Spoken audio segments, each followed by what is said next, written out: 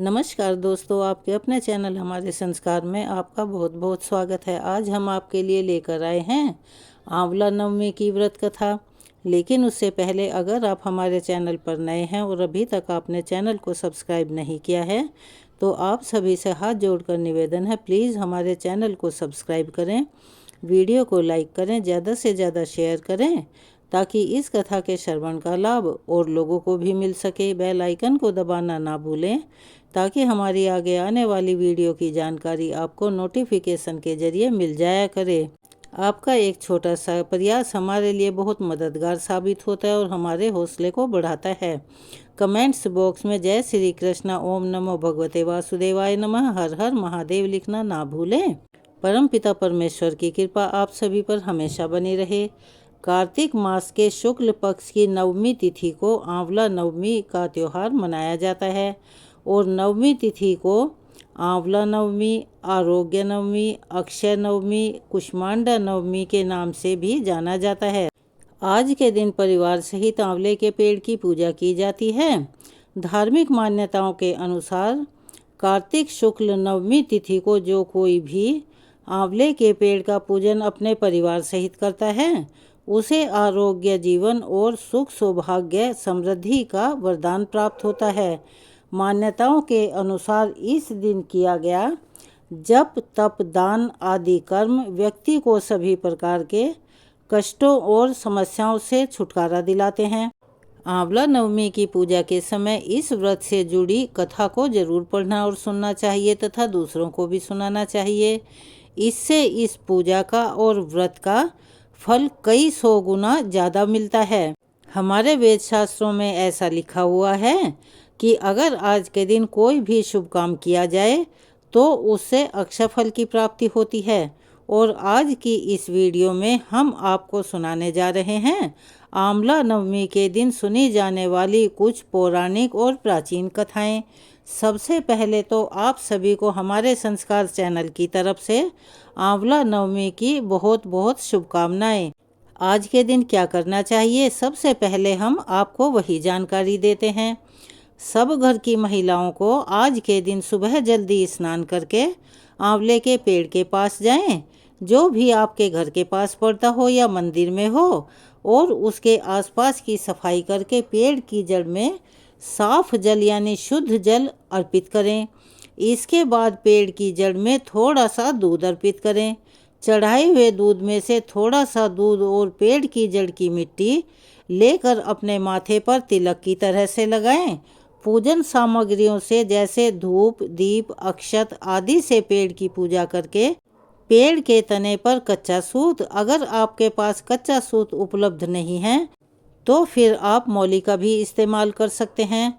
कम से कम 7 बार परिक्रमा करके पेड़ के तने पर मौली लपेटी जाती है और कहीं कहीं पर यह 108 बार भी परिक्रमा करने की परंपरा है। पूजन के बाद परिवार और संतान की सुख समृद्धि की कामना करके पेड़ के नीचे बैठकर कथा सुनने, पढ़ने और दूसरों को सुनाने के बाद परिवार और अपने मित्रों के साथ भोजन ग्रहण करें। यदि भोजन ग्रहण करना वहाँ पर संभव ना हो तो आंवले के फलों का सेवन भी आप वृक्ष के नीचे बैठकर कर सकते हैं। आज के दिन आंवले का सेवन किसी न किसी रूप में अवश्य ही करना चाहिए और आंवलों का दान भी करना चाहिए। आज के दिन ही भगवान श्री विष्णु ने हयग्रीव नामक दैत्य को मारा था और आंवला नवमी पर ही भगवान श्री कृष्ण ने कंस का वध करने से पहले 3 वनों की परिक्रमा की थी। आंवला नवमी पर बहुत से लोग मथुरा वृंदावन की परिक्रमा भी करते हैं। आंवला नवमी पर आंवले के पेड़ के नीचे पूजा और भोजन करने की परंपरा माता लक्ष्मी जी ने प्रारंभ की थी। कथा के अनुसार एक बार माँ लक्ष्मी जी धरती पर घूमने के लिए आई। धरती पर आकर महालक्ष्मी जी सोचने लगी कि भगवान विष्णु और शिव जी की पूजा एक साथ कैसे की जा सकती है। तभी अचानक उन्हें याद आया कि तुलसी और बेल के गुण आंवले में पाए जाते हैं। तुलसी भगवान विष्णु को और बेल शिव जी को अत्यंत प्रिय है। इसके बाद तो महालक्ष्मी जी ने आंवले के पेड़ की पूजा करने का निश्चय किया। महालक्ष्मी जी की भक्ति और पूजा से प्रसन्न होकर भगवान विष्णु और शिव जी साक्षात प्रकट हुए। महालक्ष्मी जी ने आंवले के पेड़ के नीचे भोजन तैयार करके भगवान विष्णु और शिव जी को भोजन करवाया। उसके बाद उन्होंने खुद भी वहीं बैठकर भोजन ग्रहण किया। मान्यताओं के अनुसार आंवला नवमी के दिन अगर कोई महिला आंवले के पेड़ की पूजा करके उसके नीचे बैठकर भोजन बनाती है और ग्रहण करती है तो भगवान विष्णु और भगवान शिव उसकी सभी मनोकामनाएं पूर्ण करते हैं। इस दिन महिलाएं अपनी संतान की दीर्घायु और अच्छे स्वास्थ्य को लेकर व्रत भी रखती हैं। निसंतान महिलाएं यदि संतान प्राप्ति की कामना से व्रत रखकर आंवले के पेड़ का पूजन करती हैं तो उन्हें संतान सुख की प्राप्ति होती है। दूसरी कथा के अनुसार एक राज्य में आंवल नाम का एक राजा था। राजा ने यह निश्चय कर रखा था कि वह अपनी प्रजा में रोज आना 1.25 मन आंवलों का दान किया करेगा, उसके बाद ही भोजन ग्रहण करेगा। राजा अपनी प्रतिज्ञा के अनुसार ऐसा ही करता था, लेकिन उसके बेटे और बहुओं को यह बात बिल्कुल भी पसंद नहीं थी। इसीलिए एक दिन उसके बेटे बहू ने सोचा कि राजा इतने सारे आंवले रोजाना दान करते हैं, इस प्रकार तो एक दिन सारा खजाना खाली हो जाएगा। एक दिन राजकुमार ने राजा से कहा कि इस तरह का दान देना बंद कर दीजिए। राजकुमार की बात सुनकर राजा बहुत दुखी हुआ और राजा ने रानी के साथ महल का त्याग कर दिया। फिर क्या था, राजा आंवले का दान नहीं कर पाए और अपनी प्रतिज्ञा के अनुसार उस दिन उन्होंने कुछ भी खाया पिया नहीं। जब भूखे प्यासे 7 दिन हो गए तब भगवान को उनके ऊपर दया आई। इसीलिए भगवान ने राजा के लिए जंगल में ही एक महल, राज्य और बाग बगीचे सब बनवा दिए और ढेरों आंवले के पेड़ लगा दिए। जब अगली सुबह राजा रानी ने यह देखा कि जंगल में उनके राज्य से भी 2 गुना राज्य बसा हुआ है, तब राजा रानी से कहने लगे, रानी देखो, कहते हैं ना कि कभी भी सत्य का साथ नहीं छोड़ना चाहिए। आओ नहा धोकर आंवला दान करें और भोजन करें। राजा रानी ने आंवले दान करके भोजन ग्रहण किया और खुशी खुशी अपने नए महल में रहने लगे।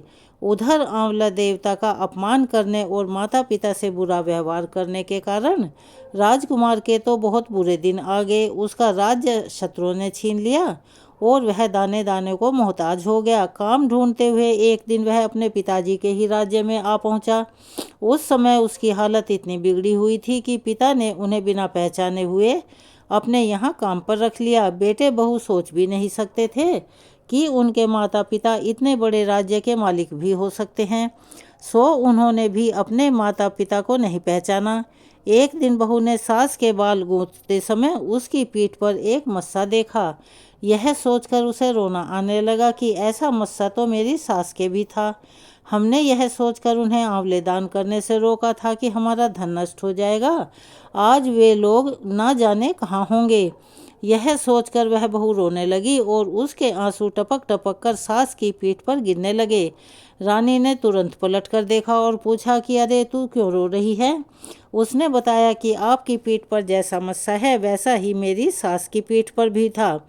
हमने उन्हें आंवले दान करने से रोक दिया था, इसीलिए वे दोनों नाराज होकर घर छोड़कर कहीं चले गए हैं। तब रानी ने उन्हें पहचान लिया, सारा हालचाल पूछा और अपना भी हाल बताया।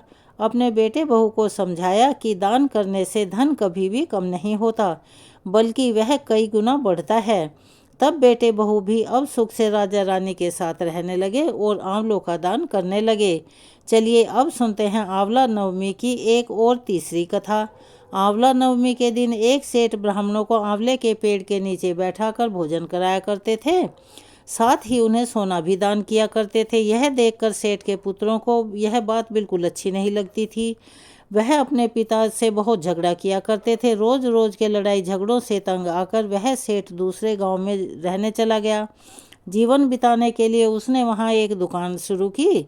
उसी दुकान के आगे सेठ ने एक आंवले का पेड़ भी लगा लिया। कृपा कुछ ऐसी हुई कि उसकी दुकान खूब चलने लगी। यहाँ भी उसने अपना नियम नहीं छोड़ा। वह आंवला नवमी का व्रत पूजन करता था और ब्राह्मणों को भोजन कराकर मनचाहा दान देता था। वहीं दूसरी ओर सेठ के पुत्रों का व्यापार ठप होने लगा और धीरे धीरे वह बिल्कुल ठप हो गया। अब उनके बेटों को समझ आने लगा कि वो अपने पिता के भाग्य से ही खाते थे। तब अपनी गलती समझकर वे अपने पिता के पास गए और अपनी गलती के लिए माफ़ी मांगी। फिर पिता के कहे अनुसार उन्होंने भी आंवले के पेड़ की पूजा करनी शुरू कर दी और दान भी करने लगे। इस व्रत के प्रभाव से सेठ के बेटों के घर पर पहले की तरह से खुशहाली आ गई। काशी नगरी में एक निसंतान धर्मात्मा और दानी वैश्य रहता था। एक दिन वैश्य की पत्नी से पड़ोसन कहने लगी कि अगर तुम किसी पराये बच्चे की बलि भैरव बाबा के नाम से चढ़ा दो तो तुम्हें पुत्र की प्राप्ति हो जाएगी। यह बात जब वैश्य को पता चली तो उसने साफ मना कर दिया। कहने लगा हम ऐसे ही अच्छे हैं। लेकिन यह बात उसकी पत्नी को समझ में नहीं आई और वह अवसर की तलाश में लगी रही। एक दिन एक कन्या को उसने कुएं में गिराकर भैरव देवता के नाम की बलि दे दी। इस हत्या का परिणाम उसके विपरीत हुआ और लाभ की बजाय उसके पूरे बदन में कोढ़ हो गया और लड़की की प्रेतात्मा उसे सताने लगी। वैश्य के पूछने पर उसकी पत्नी ने सारी बात उसको सच सच बता दी। तब वह वैश्य बोला कि गौवध, ब्राह्मणवध तथा बालवध करने वाले लोगों के लिए इस संसार में कहीं पर कोई भी ठिकाना नहीं होता। इसीलिए तू गंगा तट पर चली जा और वहाँ पर जाकर भगवान का भजन कर और गंगा स्नान कर, तभी तू इस कष्ट से मुक्ति पा सकती है। अब वैश्य की पत्नी गंगा के किनारे रहने लगी। कुछ दिन बाद गंगा माता एक वृद्ध महिला के वेश धारण करके उसके पास आई और बोली, अगर तुम मथुरा जाकर कार्तिक नवमी का व्रत तथा आंवले के वृक्ष की परिक्रमा और पूजा करोगी तो ऐसा करने से तेरा यह कोढ़ दूर हो जाएगा। वृद्ध महिला की बात सुनकर और उसकी बात मानकर वैश्य की पत्नी अपने पति से आज्ञा लेकर मथुरा जाकर विधि विधान से आंवले का व्रत करने लगी। ऐसा करने से वह भगवान की कृपा से दिव्य शरीर वाली हो गई। फिर उसे सुंदर पुत्र रत्न की भी प्राप्ति हुई। और एक अन्य पौराणिक कथा के अनुसार एक बार भगवान विष्णु कई हजार वर्षों तक घोर युद्ध करने के पश्चात थक गए थे और फिर अपने बैकुंठ धाम में आकर समाधि लगाकर अपने धनुष के सहारे सो गए। उसी समय देवताओं के यज्ञ करने की योजना चल रही थी। सो वे सभी भगवान विष्णु से मिलकर ब्रह्मा जी और शिव जी सहित बैकुंठ आए। वहाँ उन्होंने देखा कि भगवान विष्णु तो गहन निद्रा में लीन हैं, सोए हुए को नहीं जगाना चाहिए। यह सोचकर वह सभी वहाँ खड़े हो गए, किंतु बहुत देर के बाद भी भगवान विष्णु जब निद्रा से नहीं जागे तब उन्होंने सोच विचार कर भगवान विष्णु को जगाने का निर्णय किया। तब ब्रह्मा जी ने अपनी माया से एक कीड़ा उत्पन्न किया और उसे भगवान विष्णु को जगाने के लिए कहा। यह काम करने से भविष्य का भाग मिलेगा। यह सोचकर उस कीड़े ने धनुष की रस्सी काट डाली। धनुष की रस्सी कटते ही एक भयानक शब्द हुआ और चारों ओर अंधेरा छा गया। कुछ समय के बाद जब धीरे धीरे अंधेरा छटा तो देवताओं ने देखा कि भगवान विष्णु का सिर उनके शरीर पर नहीं है। तब तो देवता अत्यंत चिंतित और भयभीत हो गए। देवताओं को चिंता मगन देखकर ब्रह्मा जी ने कहा कि देवताओं, चिंता ना करो, संसार में जो कुछ भी होता है कुछ ना कुछ कारण से ही होता है और यहाँ पर बिना कारण कोई कार्य नहीं होता। हम सभी देवी पराशक्ति की आराधना करेंगे और अवश्य ही वे इस समस्या का समाधान करेंगी। ऐसा कहकर ब्रह्मा जी ने सभी वेदों को देवी की स्तुति करने का आदेश दिया। जब वेदों ने देवी की स्तुति की तो देवी अत्यंत प्रसन्न हुई और फिर एक आकाशवाणी हुई। आकाशवाणी ने कहा, देवताओं, मैं वेदों की स्तुति से अत्यंत प्रसन्न हूँ। आप लोगों को चिंता करने की कोई आवश्यकता नहीं है। भगवान विष्णु का जो सर कटा है इसके दो कारण हैं। पहला तो इन्हें एक बार लक्ष्मी जी ने कह दिया था कि आप बिना सिर के हो जाओ, क्योंकि लक्ष्मी जी को देखकर भगवान विष्णु हंस रहे थे। दूसरा कारण है हयग्रीव नाम के दैत्य का अंत करना। हयग्रीव नाम का एक दैत्य है, इसने अन्न जल सब कुछ त्याग कर 1000 वर्षों तक मेरी तपस्या की थी। उस समय इस दैत्य ने अपनी सारी इंद्रियों को वश में कर लिया था और वो केवल मेरे एक बीजाक्षर मंत्र का जाप करता था। इसने मेरे तामसी रूप के दर्शन पाने के लिए ऐसी घोर तपस्या की। तब मैं पराशक्ति ही अपने तामसी रूप से इस दैत्य के सामने प्रकट हुई थी। देवी को अपने सामने प्रकट हुआ देखकर वह दैत्य अत्यंत प्रसन्न हुआ और उठकर खड़ा हो गया। वह मेरे उस रूप की परिक्रमा करने लगा और मेरी स्तुति की। तब मैंने उससे मनोवांछित वर मांगने के लिए कहा। उसने कहा, देवी, मैं अमर होना चाहता हूँ। उसकी बातें सुनकर मेरी उस तामसी शक्ति ने कहा कि दैत्यराज, संसार में सभी की मृत्यु होनी है और यही संसार का नियम है। मैं इस नियम को भंग नहीं कर सकती। इसीलिए तुम सोच समझकर कोई दूसरा वरदान मांगो। और फिर उसके बाद उस दैत्य ने वर मांगा कि मेरी मृत्यु केवल भगवान हयग्रीव के द्वारा ही हो। तब मैंने ही उसे ऐसी मनोवांछित मृत्यु प्राप्त करने का वरदान दे दिया था।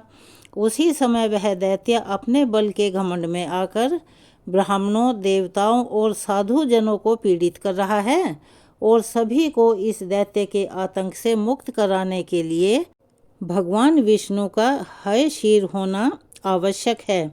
इसीलिए आज इनका सिर कट गया है। ब्रह्मा जी, आप एक घोड़े का सिर काटकर श्री विष्णु जी के शरीर पर लगा दीजिए।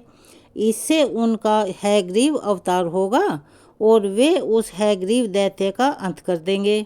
इतना कहकर देवी अंतर्ध्यान हो गई। इसके बाद देवी के आदेश के अनुसार ब्रह्मा जी ने अपनी तलवार से घोड़े का सिर काटकर उसे भगवान विष्णु के शरीर पर लगा दिया और उसी क्षण भगवान विष्णु उठकर खड़े हो गए। इस तरह भगवान विष्णु का हयग्रीव अवतार हुआ और तब हयग्रीव स्वरूप भगवान विष्णु और हयग्रीव नाम के उस दैत्य में भयंकर युद्ध छिड़ गया। उसको मारना इतना आसान नहीं था। तब भगवान विष्णु ने बहुत लंबे समय तक उसके साथ युद्ध किया।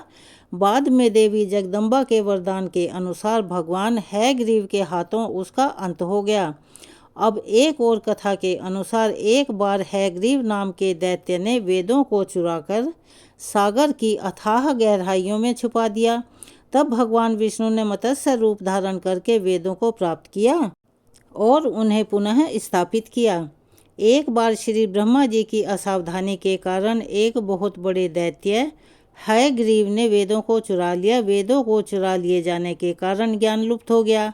चारों ओर अज्ञानता का अंधकार फैल गया और पाप तथा अधर्म का चहुं ओर बोलबाला हो गया। तब भगवान विष्णु ने धर्म की रक्षा के लिए मत्स्य रूप धारण करके हयग्रीव का वध किया और वेदों की रक्षा की। कल्पांत के पूर्व एक पुण्यात्मा राजा तप कर रहा था और उस राजा का नाम सत्यव्रत था। सत्यव्रत पुण्यात्मा तो था ही और बड़ा उदार हृदय के भी थे। प्रभात का समय था, सूर्योदय हो चुका था। सत्यव्रत कृतमाला नदी में स्नान कर रहे थे। उन्होंने स्नान करने के बाद जब तर्पण के लिए अंजुलि में जल लिया तो एक छोटी सी मछली भी जल के साथ उनकी अंजुलि में आ गई। राजा सत्यव्रत ने मछली को नदी के जल में छोड़ दिया। तब मछली बोल उठी, राजन, जल के बड़े बड़े जीव छोटे छोटे जीवों को मारकर खा जाते हैं। अवश्य ही कोई बड़ा जीव मुझे भी मारकर खा जाएगा। आप कृपा करके मेरे प्राणों की रक्षा कीजिए। सत्यव्रत के हृदय में दया उत्पन्न हो उठी। उन्होंने मछली को जल से भरे हुए अपने कमंडल में डाल लिया। तभी एक आश्चर्यजनक घटना घटी। एक ही रात में मछली का शरीर इतना बड़ा हो गया कि कमंडल उसके रहने के लिए छोटा पड़ने लगा। दूसरे दिन मछली सत्यव्रत से बोली, राजन, मेरे रहने के लिए कोई दूसरा स्थान ढूंढ दो, क्योंकि मेरा शरीर बड़ा हो गया है। मुझे घूमने फिरने में बड़ा कष्ट हो रहा है। राजा सत्यव्रत ने मछली को कमंडल से निकालकर पानी के भरे हुए एक बड़े मटके में रख दिया। यहाँ पर भी मछली का शरीर रात भर में ही मटके में इतना बड़ा हो गया कि अब तो मटका भी उसके रहने के लिए छोटा पड़ने लगा। दूसरे दिन मछली फिर से राजा सत्यव्रत से बोली, राजन, मेरे रहने के लिए कहीं और प्रबंध कीजिए, क्योंकि मटका भी मेरे रहने के लिए छोटा पड़ रहा है। तब राजा ने मछली को निकालकर एक सरोवर में डाल दिया, किंतु सरोवर भी मछली के लिए छोटा पड़ने लगा। इसके बाद राजा ने मछली को नदी और उसके बाद समुद्र में डाल दिया। समुद्र में डालते ही एक आश्चर्यजनक घटना हुई। समुद्र में भी मछली का शरीर इतना अधिक बढ़ गया कि मछली के रहने के लिए वह स्थान भी छोटा पड़ गया। समुद्र भी मछली के रहने के लिए छोटा हो गया। यह देखकर मछली फिर से सत्यव्रत से बोली, राजन, यह समुद्र भी अब मेरे रहने के लिए पर्याप्त नहीं है। कृपया मेरे रहने की व्यवस्था कहीं और कीजिए। अब तो राजा आश्चर्यचकित हो उठे। उन्होंने ऐसी मछली आज तक अपने जीवन में कभी नहीं देखी थी। तब वह विस्मय भरे स्वर में बोले कि मेरी बुद्धि को विस्मय के सागर में डुबोने वाले आप हैं कौन? कृपा करके बतलाइए। तब मत्स्य रूपधारी श्री हरि ने उत्तर दिया, राजन, हयग्रीव नामक दैत्य ने वेदों को चुरा लिया है। जगत में चारों ओर अज्ञानता और अधर्म का अंधकार फैला हुआ है। मैंने हयग्रीव को मारने के लिए ही मत्स्य रूप धारण किया है।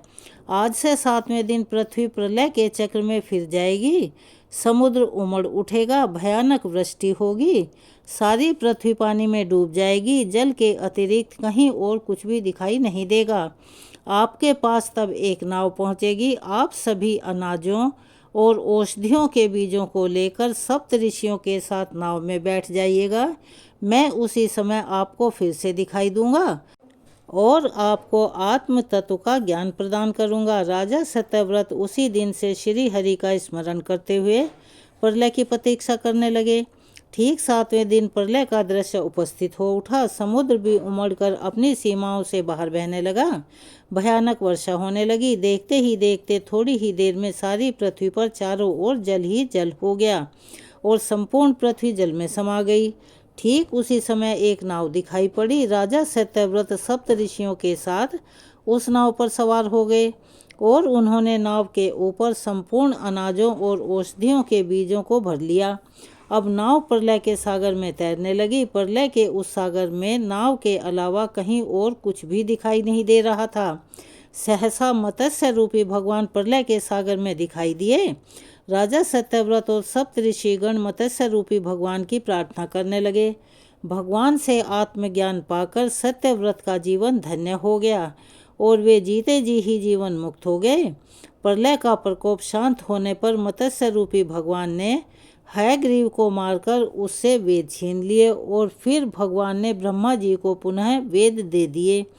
इस प्रकार भगवान ने मत्स्य रूप धारण करके वेदों का उद्धार तो किया, साथ ही संसार के प्राणियों का भी अमिट कल्याण किया। तो चलिए एक बार प्यार से बोलिए, मत्स्य भगवान की जय, श्री भगवान विष्णु की जय। तो यह थी आज आंवला नवमी के अवसर पर आपके लिए कुछ कथाएं। आपको कैसी लगी कमेंट्स बॉक्स में अपनी राय अवश्य ही लिखिएगा। अगर आप चैनल पर नए हैं, अभी तक आपने चैनल को सब्सक्राइब नहीं किया है, तो आप सभी से निवेदन है कि प्लीज़ हमारे चैनल को सब्सक्राइब करें, वीडियो को लाइक करें, ज़्यादा से ज़्यादा शेयर करें, ताकि इन कहानियों के कथाओं का श्रवण का लाभ और लोगों को भी मिल सके। बेल आइकन को दबाना ना भूलें ताकि हमारी आगे आने वाली वीडियो की जानकारी नोटिफिकेशन के जरिए मिल जाया करे। कमेंट्स बॉक्स में जय श्री कृष्णा, ओम नमो भगवते वासुदेवाय नमः, हर हर महादेव लिखना ना भूलें। धन्यवाद।